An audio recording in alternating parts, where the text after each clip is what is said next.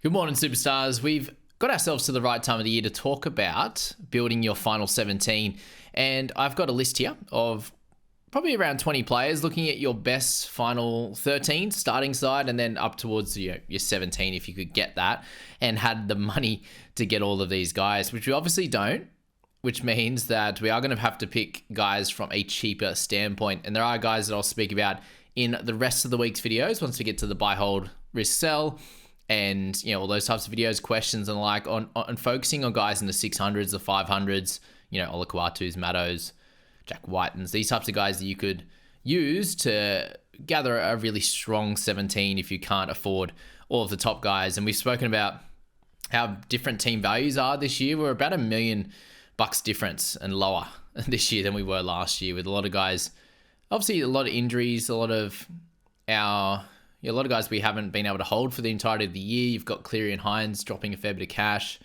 Yeah, there's not a lot of guys that have really built massive bank as well. We had players like Hopgood last year go absolutely bonkers and make us turn into keepers, and Jacob Preston and these types of guys. So we don't have that luxury this year. So we will have to go for some cheaper guys, as well as selecting sort of from where you're at now. You probably have a bunch of these guys, and you're looking to get somewhere between 2 and 4 more.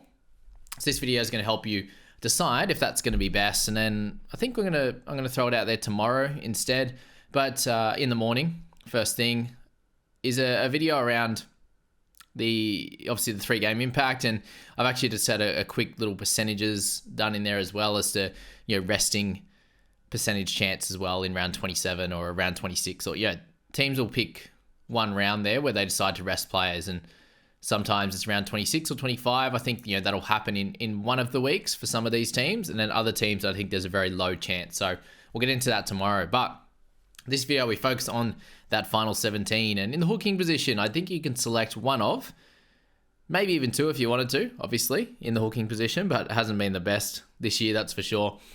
And Damien Cook, Reed Marnie, Harry Grant, and Reece Robson, they're the 4 that stick out to me. I do see Little as someone you could potentially look at as well, but he does have Farmonu Brown. If he sticks in this side, could be a little bit of a pain in his side.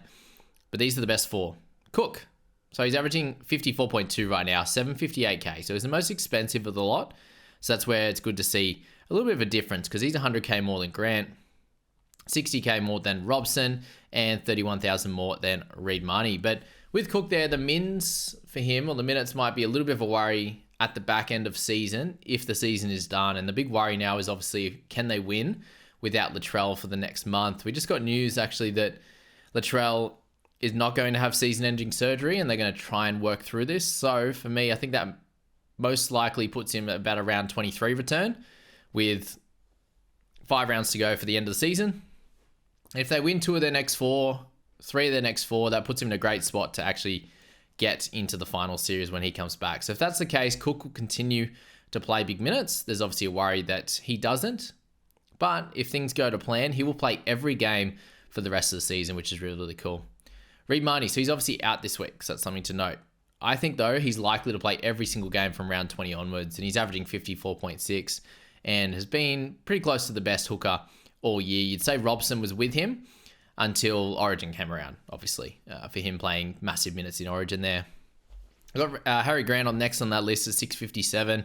He's averaging 50.2, and he's having a pretty tough season, to be honest with you, compared to normal. But we know that he has massive scores in him, along with Cook in previous years has been a 60-plus guy. So is Grant. And you get him at a 100k discount, or more than that, to where he started the season as well. He currently has an injury. Good chance he rests in round 20 as well. And he also has a higher chance of resting in round 27, which we'll get to in that next video that comes along tomorrow morning. But yeah, that's great. And then Robson, round 20 is obviously a worry. He has a round 25 bye, and then I think he plays the rest of the games for 80 minutes. So up to you on that one, whichever you want to select, whichever one you have right now. Could make it a bit easier. You're not having to buy anymore. For the mids, we've got mids and edge there, and then a couple of DPPs, a couple of dual player guys for the mid and the edge as well. So to kick it off, Payne Haas is the current best averaging middle at 62.1, followed by Isaiah Yeo at 61.4. So let's work out which of these might be a better buy for you and your side. You're almost at a 60k increase or a discount for Isaiah Yeo compared to Haas, but with Payne, they have one buy left. obviously there. He will play everything else, I think, fighting for that spot in the 8. I see a very, very small percentage chance that the Broncos guys will be able to rest in a final round or at round 26 or something like that, just because of where they're at the table. So if you think that means big minutes for Haas going forward, then go for him. Isaiah Yeo is the next one on the list. I do think he's obviously a resting chance or a minute drop chance in round 20, and also potentially a full game rest in around 26 or 27 like they've done in previous years. So that's the main worry with Yeo. Otherwise, he's so cheap and someone you'd really want to target. So all three of the top mids right now, they all have their issues, because you go to Watson there as well. He's just 786 and he's averaging 59 in his last 5 rounds. So that's where you'd probably expect him going forward in the 13 jersey, averaging 55 for the year. He should average, I think, the same as the above 2 or pretty close to it, somewhere around that 60 mark. He does miss around 23 game at minimum. And if the Roosters are in a really, really strong position, he might get a rest with some of the other big guns and the Origin guys.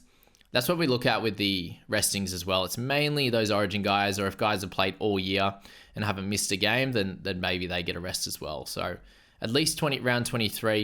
I think he'll be fine in round 20 unless he plays 80 minutes or gets on for 70 minutes or something like that with an injury in Origin next week. So yeah, they all have their slight issues, and they all have tremendous potential to average 60 plus. So really, really good guys to look at. Let's focus on the dual position guys now, and then we get into the 2 best edges there to pick. Keon Koloamatangi, 756. He's priced at, averaging 52.5, but he has a 68.25 round average, and a little bit less than that in the 3 round average, given that 100 was beforehand in that start of that 5 round average. But he's obviously dual, which is helpful, and I think he's likely to play every game. He did actually come out after the game the other day and said that he would like to be on the edge. He'd actually prefer that. And we don't like that as fantasy coaches, because he doesn't score as well there. His effort in recent history shows that he could be an absolute gun. It's a great captaincy option this week as well. The way he's playing, you could almost have him over Fafita this week if you had both, right? As a captaincy, that's how good he's playing. That's what the example I wanted to demonstrate there with him. There's a little bit of a worry that obviously how much work he's been doing, it's incredible, him and Barnett, that they are going to tire out. They are going to get the bangs and bruises, bumps and bruises, I should say, over this month that they've been killer, 5-6 weeks there. And that usually does take a toll on these types of players. There's only so many 220 meter games in a row you can do with big tackle numbers before you do start to slow down a little bit. So that's a small worry. There's obviously the worry about him going back to the edge, and someone is going to have to go back to that edge, right? If Jai Arrow is either done now or done by after this week coming up, I don't know if they're going to renege on that deal with him only playing that 1 or 2 more matches. And someone's going to have to go out to that edge, whether it's Cheekham, obviously, but they need someone else, right? It can't just be Cheekham by himself. So it's going to be Koloamatangi, or it's going to be Murray starts there and then moves to the middle, and Keon continues to play the role that he has been. But I do think there's a chance he goes back to that edge, and there's a bit of a worry there. But outside of that, he's a tremendous pickup, and it's not too expensive, although he's gone up a fair bit in recent history.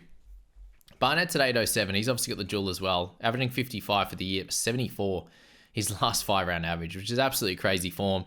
And he's only going to miss round 27 from here on, in my opinion. He'll back up in round 20, given a good chance that he plays lower minutes off the bench. And if he doesn't, then you've got that issue as well. But you're not going to select him this week, given he has a bye. Anyway, so yeah, they're 2 fun ones to pick who have dual, which is great.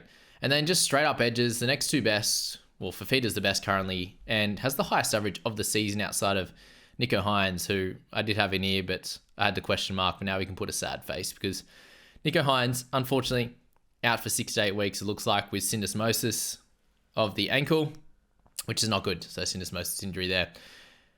Frustrating. It hasn't been completely locked in, confirmed, but it's like a 95% chance that that's exactly what's happened. I imagine we'll get complete confirmation later today, but that's super sad, and he's obviously a sell now if it is out 6 to 8 weeks, which we think it is. But yeah, Hynes has the highest average for the year, and a lot of people think he hasn't played well. And then you have Fafita there at 63.8. So now with Fafita, I think he should play every game from here.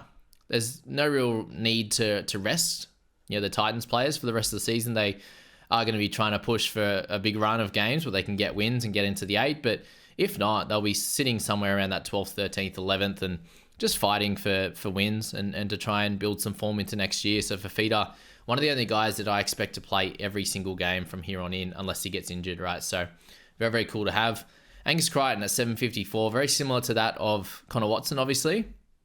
But Crichton's been playing 80 minutes in Origin compared to, Watson with his lower minutes there. And that'll be 3 games in a row that Crichton will play 80 minutes in Origin. Then he's come back and he did obviously have a rest in 14, but he played in 17 there, 80 minutes as well. So obviously with him missing round 23, he may have a rest in round 20. Could play the 80, could play limited minutes, could miss the game altogether, which I think they should let him miss that game altogether. And then he might miss round 27 as well if they're in a position in that top 4 and not fighting for minor premiership or something like that, right? So Crichton's an interesting one. I do think that there's other avenues you can go in the edge position that are likely to play more games and will score somewhat similar. I think Crichton will be like a 57, 58 guy longer term. And 55 includes some games off the bench in the start of the year and stuff like that. So I think he'll be closer to 60 for the remainder of the year. But how many games does he play? And do you have enough money to get him back? Can he cover the buy in round 23? That kind of stuff there. For the half position, we'll have to put a sad face next to Hines because he's not going to play. Oh, there you go. Sad. We have injury news. Anyway, Jerome Hughes and Cleary, the 2 top guys. And it's not even close right now with those. And then you've got, DCE follows behind that, Mitch Moses, those types of guys. But Origin,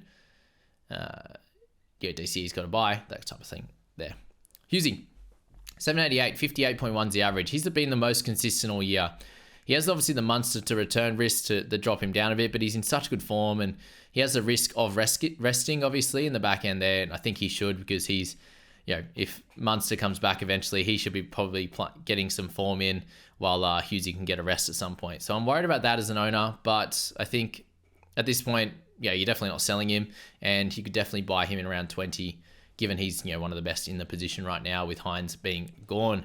Cleary at 860, 54.6 average for the year is crazy. You've got round 20/21, re-injury concern for that first couple of weeks back from a hamstring. And we know what happened last time he came back and played. He got injured again in that first week. The resting in round 27 is a big concern for him as well, given they're in a good spot on the ladder, but he is the best captain in the game.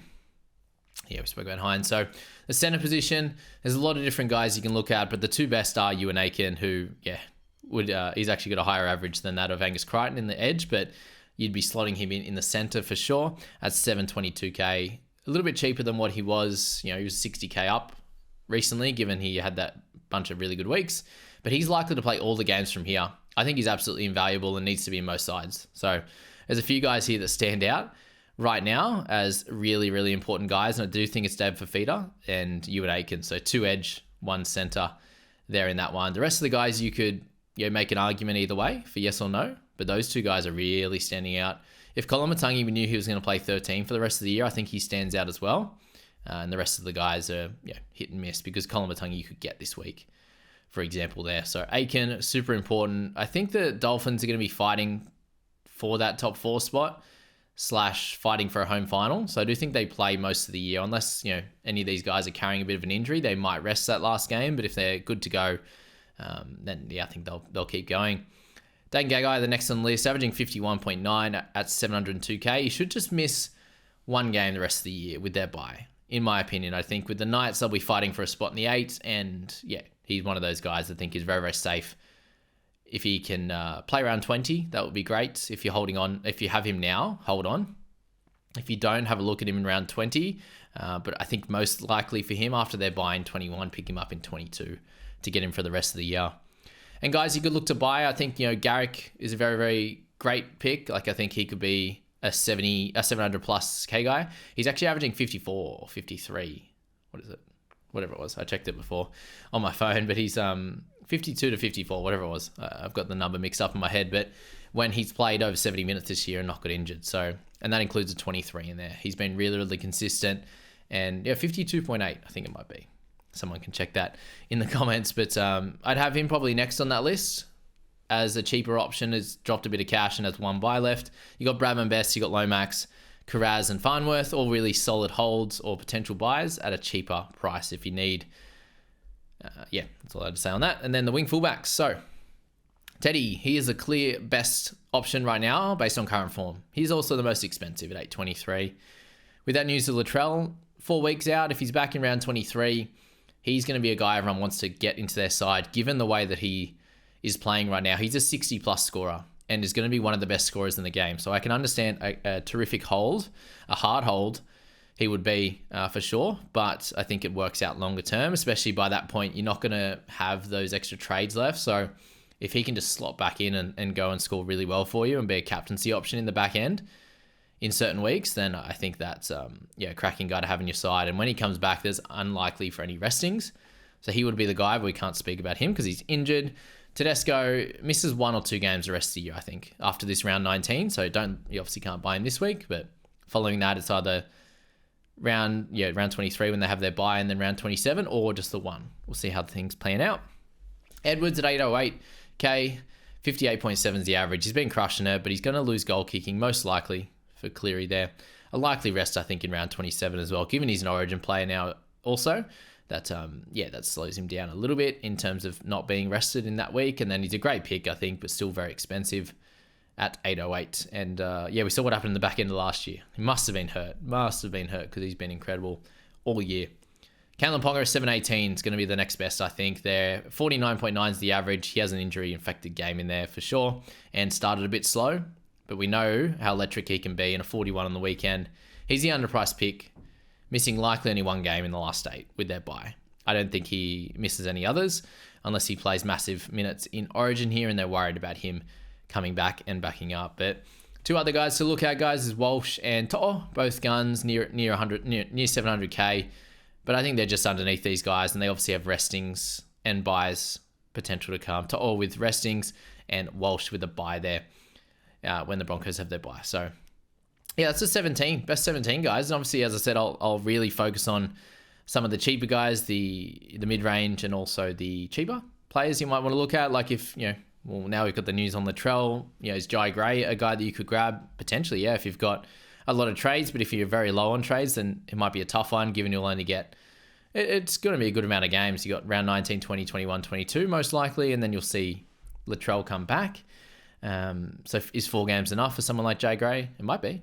Do you want to go for a Charlie Geimer? Do you want to go for a lot of those mid-ranges that I was talking about? Still want to get a cheaper Sipley or a Nathan Brown? These types of guys you need to think about. But I hope that helped you guys make some decisions on some plans you want to go for with these guys. And as I said, 2 to 4 you'd likely be targeting, and maybe you've got a guy or 2 in this list you really want that you think like, oh God, I've got to get them. Definitely going to get them, right?